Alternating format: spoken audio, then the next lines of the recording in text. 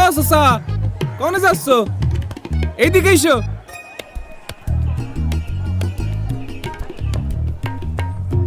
এইটা দেখে এম্বা করছো? না মানে দেখতে জানি কেমন লাগতেছে। আরে এটা তো বডিওল ক্যামেরা, তাই না কোন ভাই? বডিওল না, বডি ওর্ন ক্যামেরা। ওই একই কথা। তা এটা দিয়ে কি করে? আমি তোমারে বুঝাই, দাঁড়াও।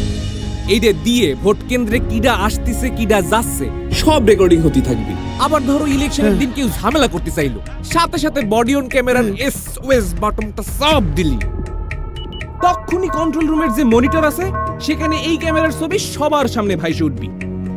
কন্ট্রোল রুমেতে পুলিশের কাছে জিজ্ঞেস বুঝে সমস্যাটা কি, পুলিশে আর একটা বাটন চাইবে যখনই কইব সাথে সাথে ডাইরেক্ট অ্যাকশন। তখনই সশস্ত্র বাহিনী, বিজিবি ও আইন শৃঙ্খলা বাহিনী আইসে এই সন্ত্রাসীগুলারে ধরে যে যে আকাম করব একদম লাল দালানে ঢুকাই দিবে। বুঝিছো ব্যাপারটা? মানে আগের মতো কেউ আকাম করে পার পাবি না? চাচা, আগের দিন কি আর আছে? আমি ডামিয়ার লাইলাতুল ইলেকশনের দিন শেষ। চলো ভোটটা দিয়ে আসি। চলো চলো। আপনার নিরাপদ ভোট প্রদানে আপনার পাশে সার্বক্ষণিক নিরাপত্তায় আছে সশস্ত্র বাহিনী, বিজিবি ও আইন শৃঙ্খলা বাহিনী। শান্তিপূর্ণ ও সুষ্ঠু ভোট প্রদানে পুলিশ বাহিনীর বডিওন ক্যামেরা ও ভোট কেন্দ্রের সিসিটিভি ক্যামেরায় সার্বক্ষণিক নজরদারিতে এবং নিরাপত্তার চাদরে বেষ্টিত থাকবে প্রত্যেকটি ভোট কেন্দ্র। সংসদ নির্বাচন আর গণভোট দুইটার ব্যালট পেপার কি একলগে দিতেছেন? জি, এই যে।